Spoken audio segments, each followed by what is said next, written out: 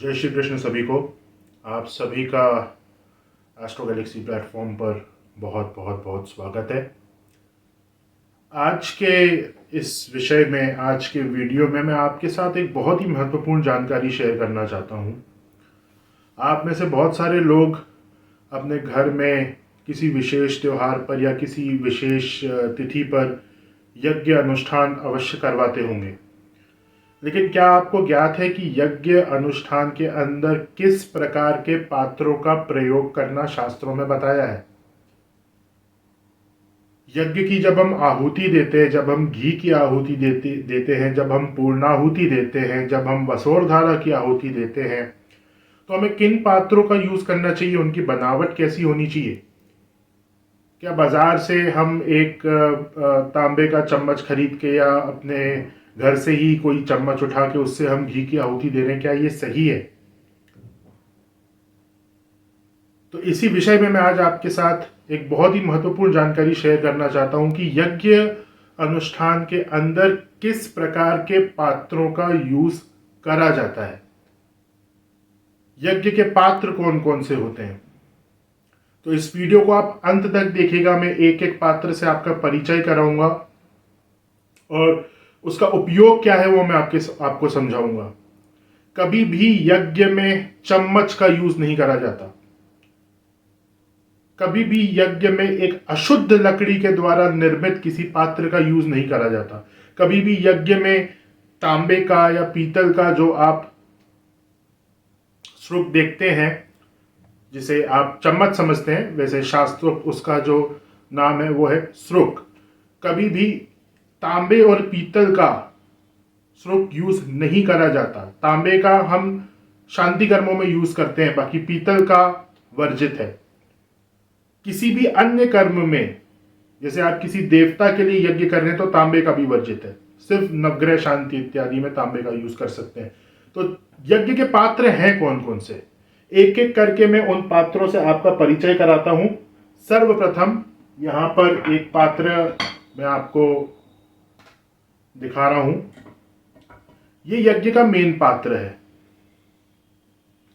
इसे बिल्कुल शास्त्रोक्त तरीके से मैंने स्वयं बनवाया है और इसे कहते हैं श्रुक। इसी श्रुक के माध्यम से हम घी की जो आहुति है वो यज्ञ में प्रदान करते हैं। यज्ञ में कभी भी चम्मच के द्वारा घी की आहुति प्रदान नहीं करी जाती। इसे सर्वा भी कहा जाता है। इसी सर्वे के माध्यम से यज्ञ में जो घी की आहुति है उसे हम प्रदान करते हैं। और ये अभी जस्ट मैंने ये रिसेंटली ही इनका निर्माण करवाया है। जो मेरा पुराना सर्वा है वो भी मैं आपको दिखाऊंगा, जो कि एक बहुत ही शुभ लकड़ी के द्वारा निर्मित है और बहुत ही रेयर है। तो इस तरह के सर्वे के द्वारा ही यज्ञ में घी की आहुति प्रदान करी जाती है। तो ये सबसे पहला पात्र है। इसको हम घी के पात्र में डालते हैं और फिर इसके द्वारा यज्ञ में घी की आहुति दी जाती है। इसे 4 अंगुल के डिस्टेंस से पकड़ा जाता है। तो इसको पकड़ने के लिए भी आप यहाँ पे देखेंगे, ये 4 अंगुल का डिस्टेंस लिया जाता है और उसे यहाँ से फिर पकड़ा जाता है। इसको पकड़ने का भी एक विशेष नियम है। तो ये सर्वप्रथम ये पहला पात्र है। इसके बाद जो दूसरा पात्र है जिसे हम पूर्णाहुति के लिए यूज करते हैं वो पात्र है शुच। तो ये श्रुच है, आप देख सकते हैं। इसको हम पूर्णाहुति के लिए यूज करते हैं। जब यज्ञ के अंत में हम पूर्णाहुति देते हैं तो वो इसी पात्र के माध्यम से दी जाती है। इसका जो ये अग्र भाग होता है, ये वाला भाग, ये योनि के आकार का होता है और इसी से फिर हम पूर्णाहुति जो है यज्ञ में वो प्रदान करते हैं। तो इसे भी आप देखिए, यह है श्रुच। पूर्णाहुति के लिए इसी पात्र का प्रयोग हर यज्ञ में करा जाता है। इसे पकड़ने का भी जो विधान है वो 4 अंगुल का है। 4 अंगुल छोड़ के हम इसे पकड़ते हैं। इसके बाद एक पात्र आता है जिसे हम कहते हैं शलाका। तो शलाका जो है वो इस प्रकार का पात्र है, ये आप देख सकते हैं, ये शलाका है।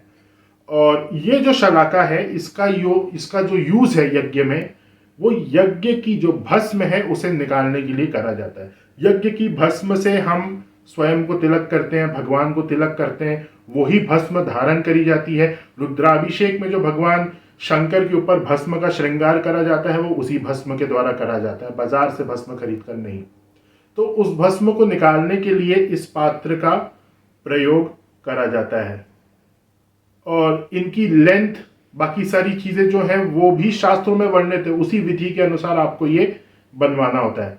तो ये एक पात्र है, इसे हम शलाका कहते हैं और इसका जो प्रयोग है वो यज्ञ में भस्म को निकालने के लिए करा जाता है। फिर उसके पश्चात जो पात्र है वो ये है वसोरधारा का पात्र। तो ये काफी बड़ा है और आप देख सकते हैं कि इसका जो लास्ट पार्ट है वो योनि के आकार का है और यहाँ पर घी डाला जाता है और फिर घी से यहाँ धारा निकलती है और वसोर धारा की आहुति जो सामान्यतः रात्रि सूक्तम से दी जाती है, दुर्गा सप्तशती के अंतर्गत जो रात्रि सूक्तम आता है उससे वसोर धारा की आहुति दी जाती है। तो वो आहुति इसी पात्र के द्वारा दी जाती है। तो इस भाग में घी रखा जाता है और घी की धारा यहाँ से निकलते हुए फिर इस पात्र से यज्ञ कुंड में जाती है। तो इसका जो उपयोग है वो वसोर धारा की आहुति के लिए करा जाता है और यज्ञ के अंदर ये एक बहुत ही ज्यादा महत्वपूर्ण पाठ है।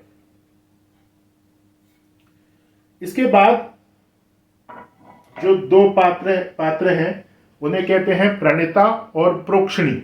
वो कुछ इस प्रकार से होते हैं। ये दो पात्र आप देख सकते हैं, प्रणिता और प्रोक्षणी। इन्हें यज्ञ कुंड के लेफ्ट हैंड साइड पे रखा जाता है। राइट हैंड साइड पे ब्रह्मा जी का निवास होता है और लेफ्ट हैंड साइड पर इन दोनों पात्रों को रखा जाता है। इन दोनों पात्रों में पानी भरा जाता है और पानी में जो आज्य की आहुति है, जो यज्ञ में सर्वप्रथम हम आज्य की आहुति देते हैं, जिन्होंने भी यज्ञ करा है आपको पता होगा।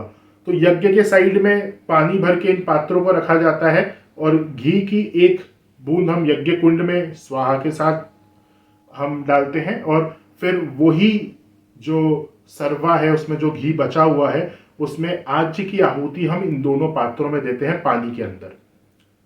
तो ये आज्य पात्र हैं प्रणिता और प्रोक्षणी और इनका होना यज्ञ में अनिवार्य है। जैसे आप देखते होंगे कि बहुत सारे ब्राह्मण हैं या पंडित जी हैं, अगर ये पात्र अवेलेबल नहीं हो पाता है तो वहाँ पे कटोरा रख देते हैं। तो क्योंकि आज्य की आहुति देना अनिवार्य है, तो अगर ये पात्र नहीं है तो वो कटोरा रखते हैं।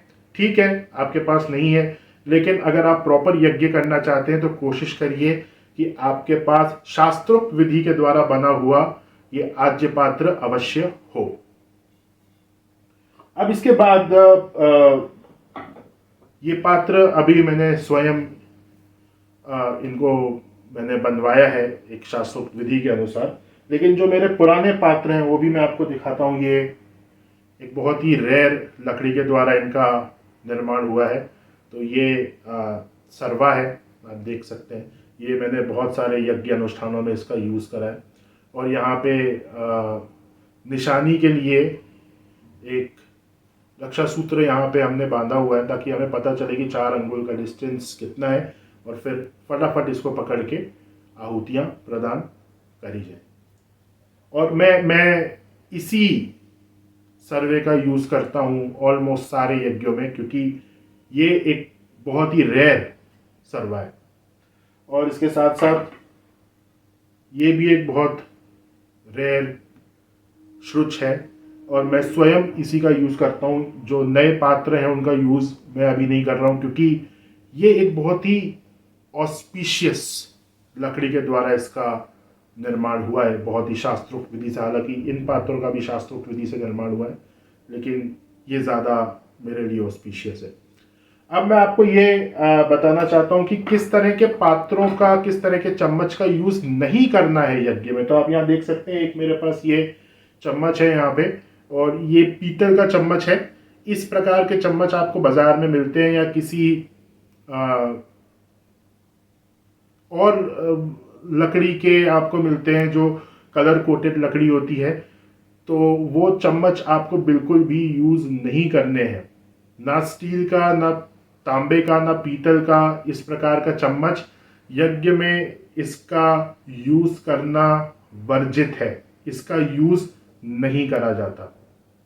इस चम्मच का जनरली यूज क्या होता है, घी को निकालने के लिए। जिस पात्र में आपने घी रखा हुआ है, आपने घी स्टोर करके रखा होगा, तो जो छोटा चम्मच होगा और आपका पात्र अगर बड़ा है तो उसमें घी निकालने के लिए आपका हाथ अंदर जाता होगा, तो हाथ थोड़ा सा गंदा हो जाता है। हालांकि उसमें कोई फर्क नहीं पड़ता, लेकिन फिर भी ये जो लंबे चम्मच है इनका यूज वही है कि आप आराम से घी अपने स्टोरेज वाले पात्र से, यज्ञ जहाँ पे आपने यज्ञ के लिए घी का जो पात्र रखा होगा उसमें आप इजीली इसको निकाल लें। लेकिन इससे कुंड के अंदर आहुति नहीं प्रदान करी जाती। इस चीज का विशेष आपको ध्यान रखना है आप जब भी यज्ञ करवाएं।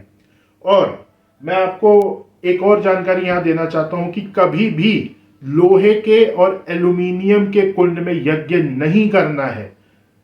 बाजार में ज्यादातर जो कुंड मिल रहे हैं वो लोहे के और एल्यूमिनियम के हैं, जो जो जो बिल्कुल एक, आप ये समझ लीजिए कि अगर आप लोहे और एल्यूमिनियम के कुंड में यज्ञ कर रहे हैं तो आप सबसे बड़ी गलती कर रहे हैं। ये बिल्कुल वर्जित है, शास्त्रों में क्लियरली लिखा हुआ है। बट फिर भी मुझे नहीं पता कि लोग क्यों बेच रहे हैं, क्या सोच के बेच रहे हैं और लोग क्या सोच के खरीद रहे हैं। लेकिन वो गलती आपको नहीं करनी है। कॉपर का हवन कुंड विधि द्वारा जो बना हुआ होता है उसी में हवन करना सर्वोत्तम है। अगर वो नहीं मिल पा रहा है तो फिर मिट्टी के में करिए। लेकिन आयरन और एल्यूमिनियम, ये दो हवन कुंड अगर आप घर में लेकर भी आ जाते हैं तो वो गलत है, वो एक बड़ी गलती है। इस चीज का ध्यान रखिएगा। इस वीडियो में बस इतना ही। आशा करता हूं कि ये जानकारी आपको अच्छी लगी होगी। सभी को जय श्री कृष्ण।